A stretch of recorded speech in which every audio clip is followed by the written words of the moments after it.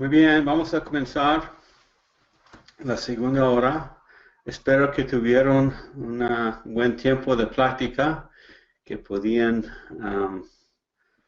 dialogar sobre el tema de Josué, lo que aprendieron ahí. Vamos a seguir adelante y vamos a ver en esta hora el libro de Jueces y terminar esta hora con el libro de Ruth.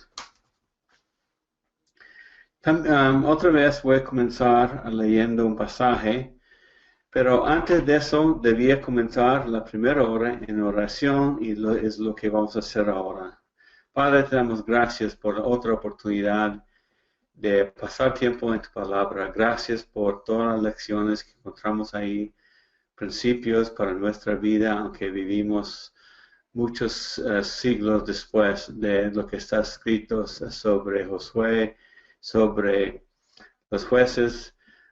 Muchas cosas que nosotros necesitamos para nuestras vidas. Bendícenos, Señor, en esta noche con esos detalles, esos principios de tu palabra, de tu carácter. Gracias por darnos tu Espíritu Santo a poder entender y aplicar la verdad a nuestra vida diaria. En el nombre de Jesús. Amén.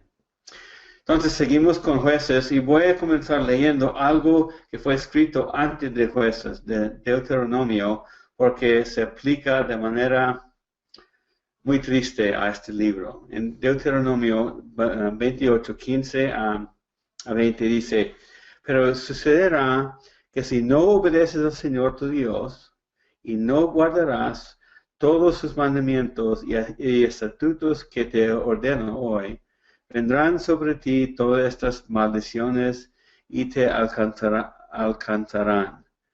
Sigo en 28, 16. Maldito serás en la ciudad, maldito serás en el campo, maldita serás en tu canasta y tu arteza. Maldito el fruto de tu vientre, el producto de tu suelo, el aumento de tu ganado y las crías de tu rebaño. Maldito serás cuando entres, maldito serás cuando salgas.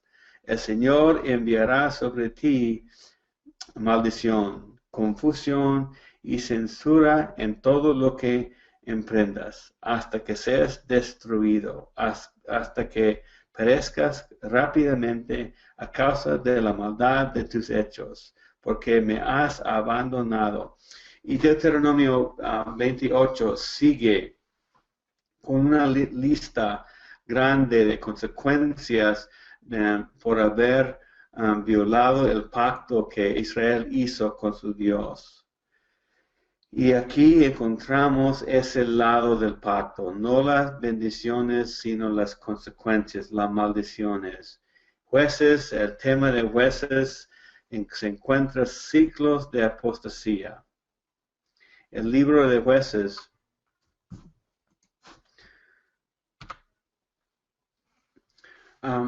encontramos que a veces las cosas no van según lo planeado. Aquí encontramos un cojete y un ingeniero. Un ingeniero hizo algo equivocado y se encuentra terminando ahí mismo donde empezó. Y el libro de Jueces es algo como este cojete. No salió como ellos querían. Israel rompió el pacto y eso dio lugar a la opresión enemiga y a la desintegración moral. Y en el libro de Jueces son ciclos. Algo vez tras vez tras vez se alejaron de Dios y después regresaron, se arrepintieron, se dieron cuenta de lo malo que habían hecho. Y Dios los bendijo. Otra vez se alejaron de Dios, otra vez regresaron, vez tras vez tras vez. Y hay mucha tristeza en este libro de Jueces. En Proverbios 14, 34, la justicia engrandece la nación, pero el pecado es afrenta para los pueblos. Y preparando esta lección, me hizo pensar mucho en la nación donde vivo yo, en los Estados Unidos, y me imagino que se aplica a muchas naciones del mundo, que estamos alejando de Dios y estamos experimentando las consecuencias. Y me parece que va a ser tan peor como fue para Israel en este libro. Datos de los jueces. El libro está atribuido a Samuel, que él aparentemente escribió. Los judíos aceptan a Samuel como autor. Fecha la monarquía temprana, o sea, antesito de los reyes, sucedió y se escribió este libro. Si fue escrito por Samuel, él fue el último juez, el primer profeta, antes de establecer a los reyes, que vamos a ver después de jueces. Escenario en el libro, durante más de 300 años, mucho caos, muchos problemas, muchas dificultades, mucho sufrimiento. El propósito del libro es comunicar el fracaso de Israel. Desobedecieron, rompieron el pacto que habían hecho con su Dios. Aún después de ver todo el milagro, de recibir la ley, toda la comunicación de Dios, violaron el pacto que hicieron. Tema otra vez es juicio, caos, y se encuentra un ciclo constante durante estos años. Había un fracaso militar de Israel. Dios había ordenado que se ocupara toda la tierra y ellos no lo hicieron. Él había comunicado los límites de su tierra y así como está en este mapa, es la tierra que debían ocupar, pero realmente no ocuparon todo. Judá y Simeón se asociaron ahí en el sur, pero faltaron de ocupar su territorio asignado. Conquistaron varias ciudades y no siguieron para ocupar toda la tierra. Y otra gente mudó o quedó ahí, o otra gente estaba viviendo en su tierra todavía, influyendo a los judíos y haciendo mucha corrupción y adoración de dioses falsos. Dios prometió esta tierra. Todo lo que se ve en el mapa era de Israel, pero la bendición de la plena ocupación dependía de la obediencia. No obedecieron, no podían tomarlo. Aquí se encuentran dos mapas. A la izquierda, el mapa de la tierra que debían ocupar, y a la derecha, la tierra que realmente fue ocupada. Y se encuentra la diferencia, ¿no es cierto? No obedecieron por completo a Dios. No expulsaron la maldad de la tierra que Dios quería darles. No la ocuparon, desobedecieron a Dios. Entonces, maldiciones o bendiciones. Acabamos de leer cuando comenzamos Deuteronomio 28. Una lista bastante larga, bastante fea, bastante difícil, lleno de pobreza, maldición, violencia contra la nación escogida de Dios. Jueces ilustra los resultados de la desobediencia de Israel al no ocupar la tierra que Dios les había dado. Qué triste. Y encontramos un principio muy importante para nosotros. Tenemos toda la palabra de Dios y no estamos en algunas partes de nuestra vida dedicadas a conocerla y ponerla en práctica. Y es el principio que se encuentra entre nosotros. ¿Por qué era tan serio la falla de no expulsar a los cananeos? ¿Por qué era tan serio? Pues desobediencia directa. Así nomás es suficiente. Dios es Dios. Dios es el jefe. Él es el Señor. Él tiene el derecho de mandar. Así es. Esa sería la única razón que necesitan. Desobedecieron a su Dios. Pero también de no expulsar a la gente mala, alentó a los matrimonios mixtos. ¿Y qué es lo que pasa? Corrupción en la familia, corrupción en toda la sociedad. En los Estados Unidos, eso es lo que tenemos. Por la falla en la familia, en el matrimonio, toda la sociedad está afectada de manera negativa. Se generó adoración de dioses falsos, dioses que la gente natural de la tierra adoraron. Y eso es lo que Dios opina sobre las otras religiones del mundo. Las otras religiones que siguen algún Dios que no sea el Dios de la Biblia son religiones falsas y Dios los condena, no los acepta. No podemos seguir y adorar a Dios a nuestra manera. Dios es un Dios celoso y tiene el derecho de mandar, de decirnos, esta es la manera de adorarme, esta es la manera de servirme, y no podemos a nuestra manera, no lo permite. Él es Dios y nosotros no somos. Aquí en Jueces encontramos que la nueva generación no conoció a Yahvé. Dice en 2 días que ellos no conocieron. Después de varios años no conocieron a Dios. No recordaron el pacto que habían hecho y lo dejaron al lado. ¿Y por qué? ¿Eso puede suceder con nosotros? Está pasando ahora mismo. Y no seguimos las instrucciones que se encuentran en Deuteronomio capítulo 6. Cuando estudiamos Deuteronomio, leí esa parte, capítulo 6, bastante importante. Dios manda a la gente enseñar, a los padres, enseñar a sus hijos en su casa, fuera de casa, cuando se levantan, cuando se acuestan, todo el tiempo. Dios manda a los padres enseñar a los hijos. La primera responsabilidad de enseñar a los hijos es de los padres. No podemos asignar nuestra responsabilidad a los demás. Los hijos van a olvidar a su Dios si los padres no son fieles para enseñar a sus hijos. Y eso es lo que pasó en el libro de Jueces. Comenzaron a adorar dioses falsos, dioses de otras religiones, tan sincera que sea. La gente que adoraron a estos dioses son dioses falsos. Y Dios no permitió a Israel adorar a dioses falsos.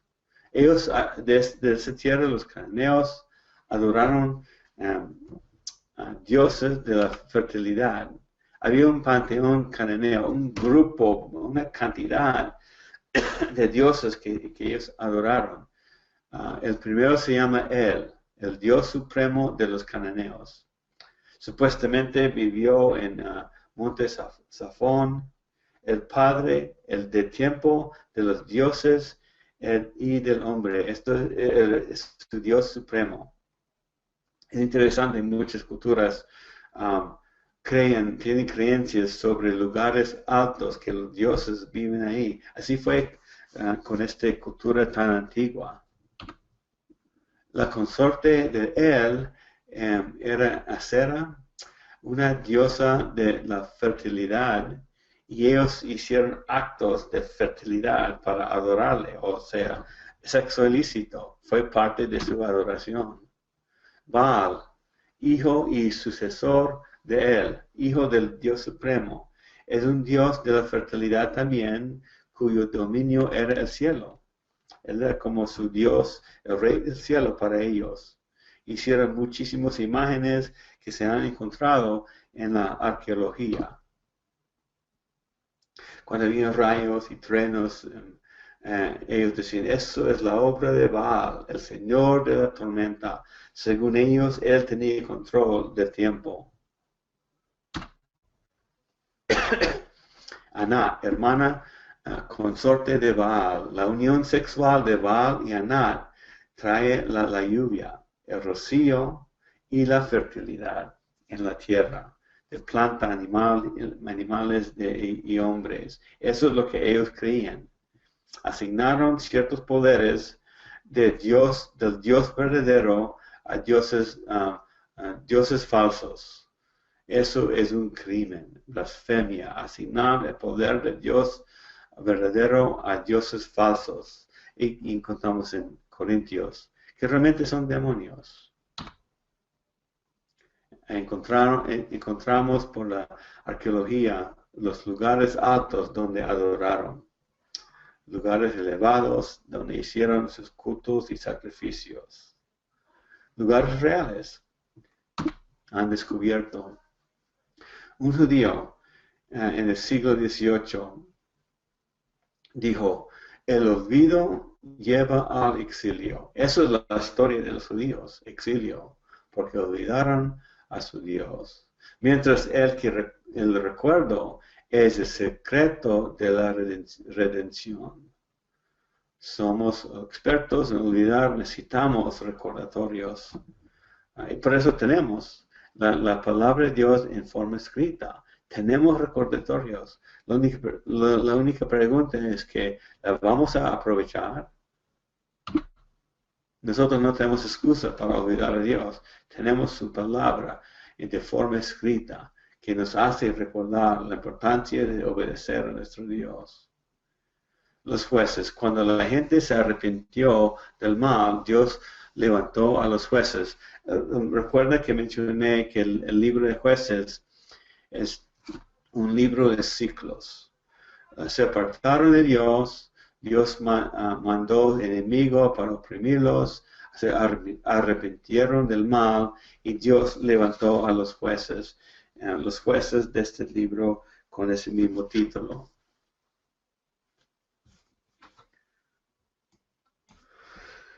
Entonces, los jueces eran libertadores empoderados por el Espíritu de Dios que dirigieron y gobernaron a Israel. Eran líderes locales, establecieron ley y orden, conquistaron a los enemigos que los oprimían por haber apartado de su Dios y fueron jueces. Decidieron entre la gente y eran gobernadores. Y después de un tiempo, la gente experimentaron paz y volvieron hacia los dioses falsos y cayeron otra vez en opresión por los enemigos, que hay que recordar que Dios levantó para castigar a su pueblo, a Israel. Todas esas naciones alrededor de Israel que ellos no expulsaron fueron las herramientas de Dios para castigarlos. Opresores extranjeros de varias naciones que Dios usó. Entonces otra vez ahí se encuentra la ilustración de los ciclos que se encuentra. Había descanso después de Josué. Había descanso. Y que cayeron, se alejaron de Dios y se encontraron en ruina, pobreza, opresión, castigos de los enemigos y reconocieron sus fallas, se arrepintieron, regresaron a su Dios y Dios los restauró. Esto se encuentra vez tras vez tras vez en el libro de Jueces. Jueces 2:16 dice, entonces el Señor levantó jueces que los libraron de la mano de los que los saqueaban. Sin embargo, no escucharon a sus jueces, porque se prostituyeron siguiendo otros dioses. Esa es la palabra que Dios aplica a las otras religiones, prostitución. Y se postraron ante ellos. Se apartaron pronto del camino en que sus padres habían andado en obediencia y a los mandamientos del Señor. No hicieron como sus padres. Cuando el Señor les levantaba jueces, el Señor estaba con el juez y los librara de mano de sus enemigos todos los días del juez, porque el Señor se compadecía por sus gemidos a causa de los que los oprimían y afligían. Pero cuando moría el juez, ellos volvían atrás y se corrompían aún más que sus padres, siguiendo a otros dioses, sirviéndoles e inclinándose ante ellos. No dejaban sus costumbres ni su camino obstinado. Vez tras vez tras vez. Y vamos a ver algunos jueces y algunas consecuencias que ellos sufrieron. Opresión en Mesopotamia se encuentra en capítulo 5:11. Único opresor que vino de una tierra tan lejana. Todos los demás estaban ahí muy cerca. Y Dios los llevó para atacar a Israel, para oprimirlos. Hasta el momento que se habían arrepentido. Sufrieron de su pecado y llegamos a esta pregunta, ¿qué es el arrepentimiento y qué se logra? Primeramente, ¿qué quiere decir arrepentimiento? Es algo bien sencillo. Arrepentimiento es un cambio de mente. En su significado básico es eso nomás, cambio de mente. Se encuentra en un momento y se dice, Señor, este camino donde estoy está malísimo. Tu camino es el correcto. Señor, para mí tu camino es lo bueno y eso es el camino que voy a seguir. Es un cambio. Cambio de mente que logra cambio de acciones. Así es el arrepentimiento verdadero, un cambio. Reconozco que esto es lo malo, reconozco que lo que tú me estás indicando, Señor, eso es lo correcto y eso es para mí. Cuando yo digo, eso es para mí, a ti te creo, Señor, eso es arrepentimiento, cambio de lo malo hacia lo bueno. Y logra cambio de acción. Si es verdadero, un cambio de mente verdadero implica cambio de acciones. Otra vez Moab, Eglón, rey de Moab, reina de Jericó, atacó también a Israel. Estaban atacados de todos lados por haber por haberse alejado de Dios. Y 3:15 dice, y el Señor les levantó un libertador a Ahod, hijo de guerra, el benjamita, el cual era zurdo. Y el Señor levantó a este hombre, había una guerra contra los de Moab, y por el poder del Señor, Eglón fue vencido por Ahod, que se llama el juez en capítulo 3. Había la guerra y los moabitas murieron ahí por el poder del Señor. Después otra vez, otro enemigo, Dios levantó a una mujer que se llama Débora. 4:1 dice, después de Ahod murió, los israelitas volvieron a hacer lo malo ante los ojos del Señor, siguiendo otras religiones. Encontramos en capítulo 4 una mujer, una profetisa,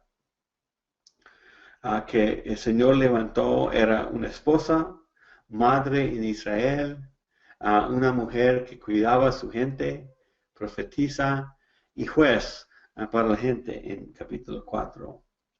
Quizás era una mujer sabia, conocía la palabra que fue dada por Moisés, y ella seguía teniendo corazón para obedecer al Señor.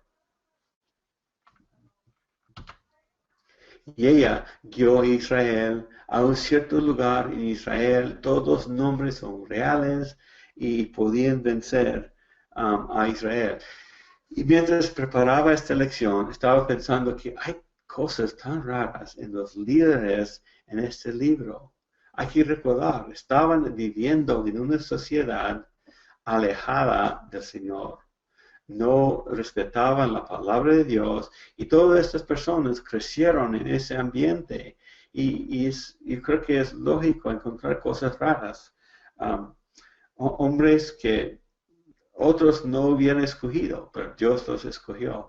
Levantó a esta mujer. No se encuentran muchas mujeres como líderes en el Antiguo Testamento, pero esta mujer amaba a Dios y Dios la usó. Y la usó como líder para salvar a su gente.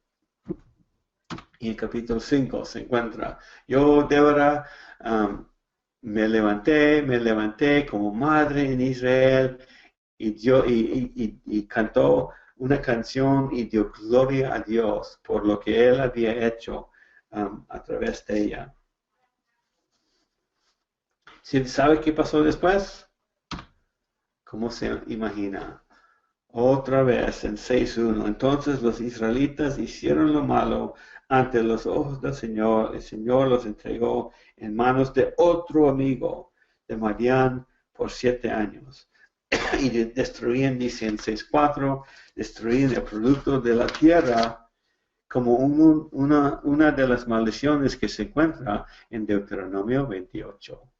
Dios cumplía su palabra en la bendición, tanto en la maldición. Tiene que buscar el pecado. Y Dios, el Señor, levantó a un hombre que se llama Gedeón. Y le dice en 6:16, ciertamente un ángel o alguien le pareció a Gedeón. Dice, ciertamente, Señor dice aquí, ciertamente yo estaré contigo. Y derrotarás a Madián como a un solo hombre. Y si conocemos la historia, Dios lo levantó y Él levantó un ejército. Había miles de personas y vamos a ver eso ahorita. Y él hizo una prueba, como poniendo a prueba al Señor. No me parece muy sabio. Pero este hombre creció en esa sociedad, alejado del Señor, y quería saber si fue Dios que le estaba guiando. Y conocemos, si han leído este libro, la historia de la lana. Puso la lana fuera y Dios dijo al Señor, Señor, voy a saber que tú estás conmigo. Si amanezco en la mañana y el rocío solamente está encima de la lana y no está alrededor. Y lo hizo 2 veces. La segunda vez, si el rocío estaba alrededor y la lana está seca, voy a saber que tú estás conmigo. Y él creció en el ambiente de ese Dios, Baal. Todo el mundo alrededor decía que Baal era el que controlaba el tiempo, el rocío. Y ese valle es famoso para mucho rocío, mucha humedad en la mañana cuando se levanta. Y él quería una confirmación de Dios y eso es lo que hizo. Si debemos hacer eso, no estoy seguro si es muy sabio, pero creció en ese ambiente alejado de Dios. Y Dios le había comunicado y quería seguirle y quería sentir la confianza, seguir adelante.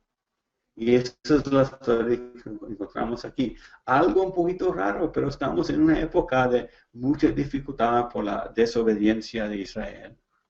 Y ese valle de Israel donde él vivía recibe un rocío pesado, así está conocido. Y él usó algo contra el Dios de la gente alrededor. Y demuestra que no es Baal que controla eso, es nuestro Dios, el Dios a quien él oraba. ¿Quién provee? ¿Baal o Yahvé? Encontró que Yahvé controla todo el rocío, todo el tiempo, la lluvia, los rayos, todos los detalles. Entonces, estaban en este lugar donde en cual la Biblia explica esas áreas, todo eso es real, se encuentran esos lugares en Israel y redujo el ejército de Gedeón a 300 soldados y derrotaron y vencieron al enemigo. Y demuestra otra vez, con pocos soldados ganaron a miles de personas. La batalla del Señor. ¿Cómo puede ser eso? Otra vez, ¿de quién estamos hablando? Proveyó un alivio para la nación de Israel. Otra vez, regresaron a su rebelión y no obedecieron a Dios vez tras vez. Si lee el libro de Jueces, eso es exactamente lo que va a encontrar. El Señor levantó otro juez que se llama Jefté. Era hijo de Galad en el capítulo 11. Su madre era una ramera. No creció en una familia santa. Fue escogido de Dios. Dios lo usó. Fue expulsado de su casa por sus hermanos. No creció en un buen ambiente. Fue echado de la casa. Huyó de su tierra a la tierra de Tob, vivió como exilio, como inmigrante en otra nación. Y durante esos años se convirtió en guerrero y mandó un ejército. Y la gente de Israel reconoció su poder y lo llamaron a salvarlo. Y otra vez encontramos algo raro. Jefté, por el ambiente quizás donde creció, no conocía muy bien a su Dios, aunque fue una herramienta de Dios, hizo un voto. Dijo que lo primero que sale de mí, si Señor, si tú estás conmigo, si me vas a dar la victoria, lo primero que sale de mi casa cuando regreso de la batalla, voy a ofrecer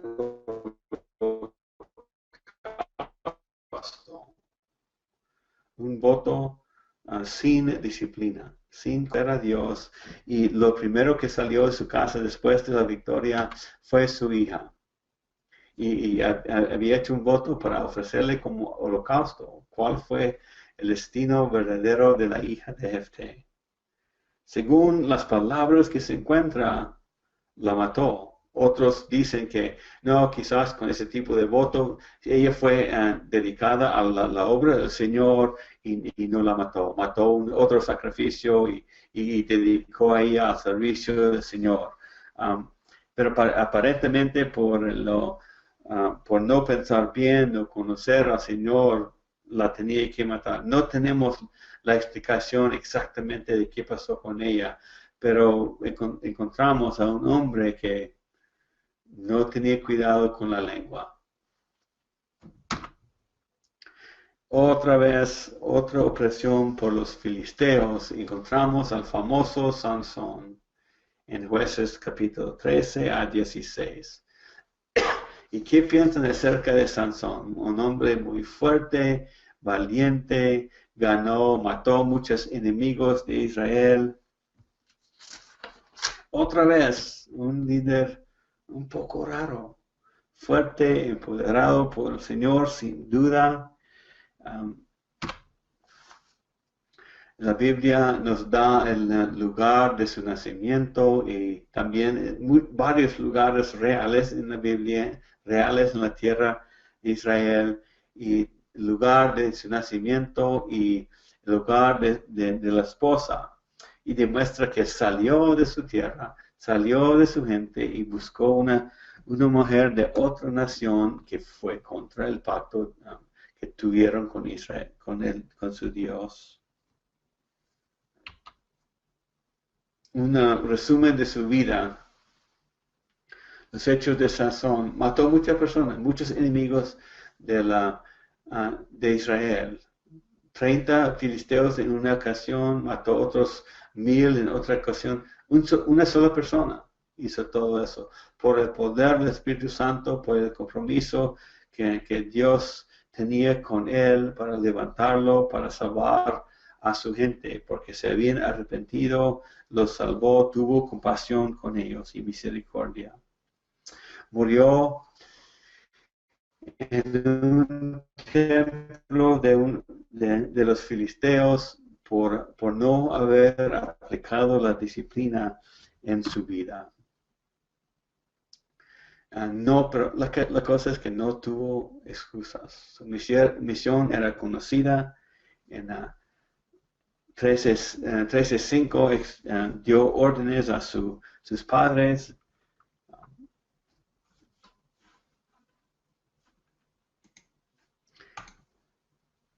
El poder de Dios estaba disponible. En 13:25 dice, el Espíritu del Señor comenzó a manifestarse en él en Mahané Dan. El Espíritu estaba con él. Dios quería hacer algo con esta herramienta, esta persona escogida. Tenía el poder de Dios. Pero la eficacia de Sazón fue limitada por la falta de disciplina.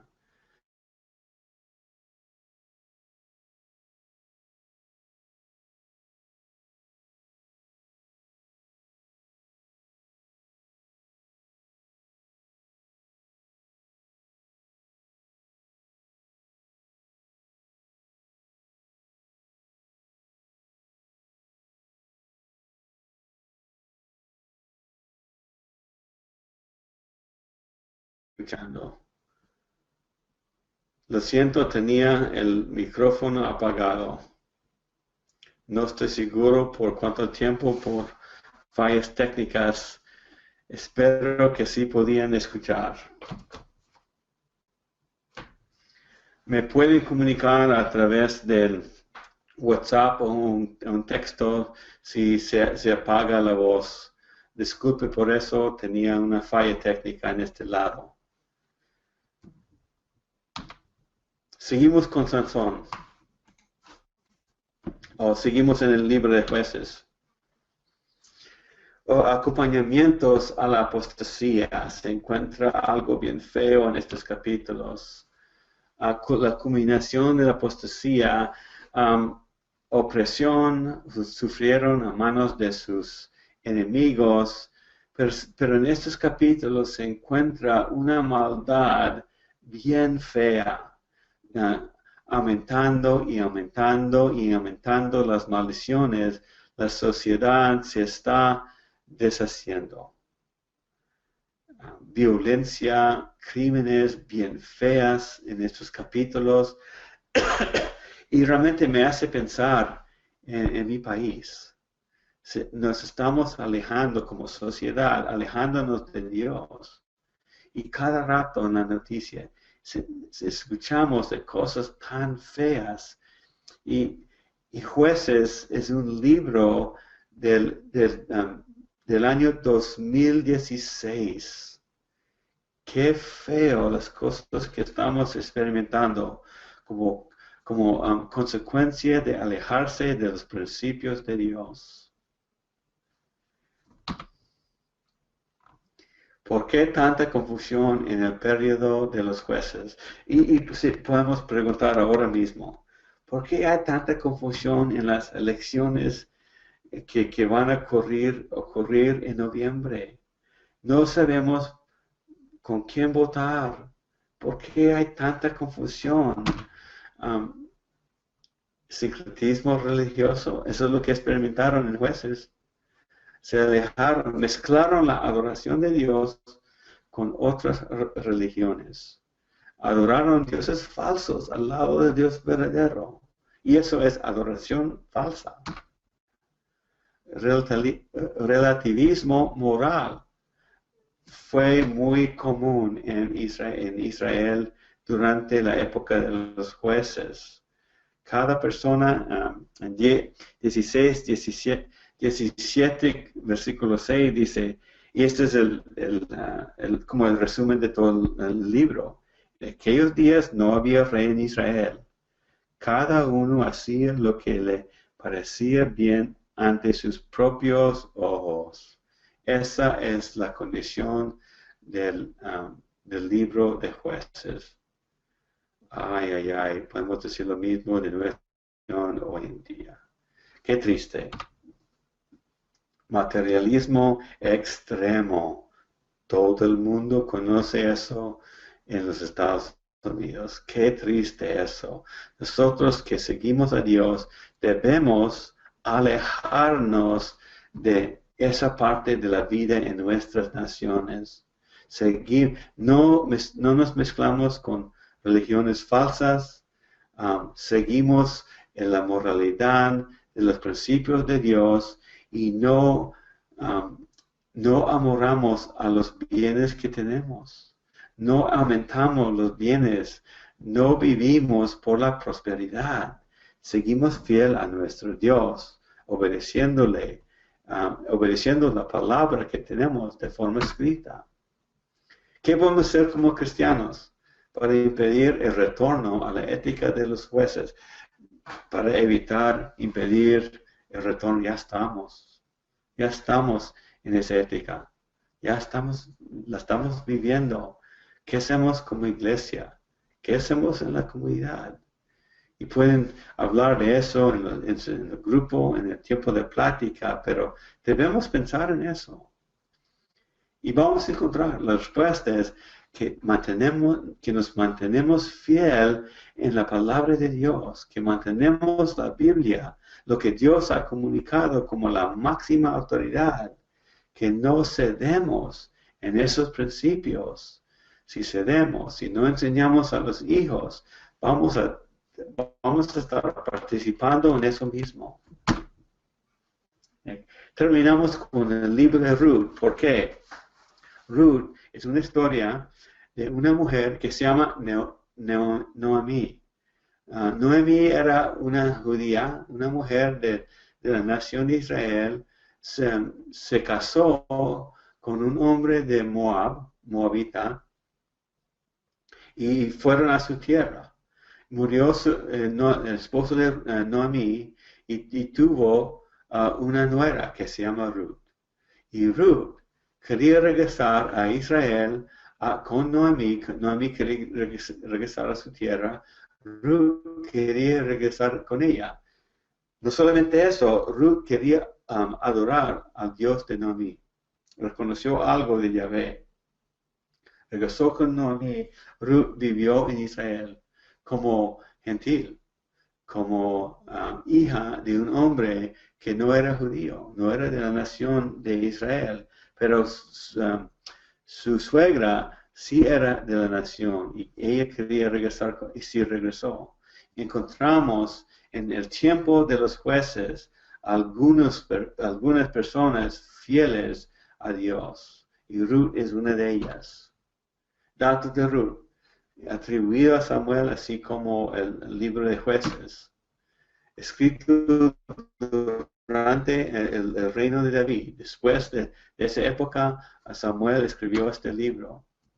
Fue durante el periodo de los jueces. Es un oasis de fidelidad en un tiempo de mucho caos.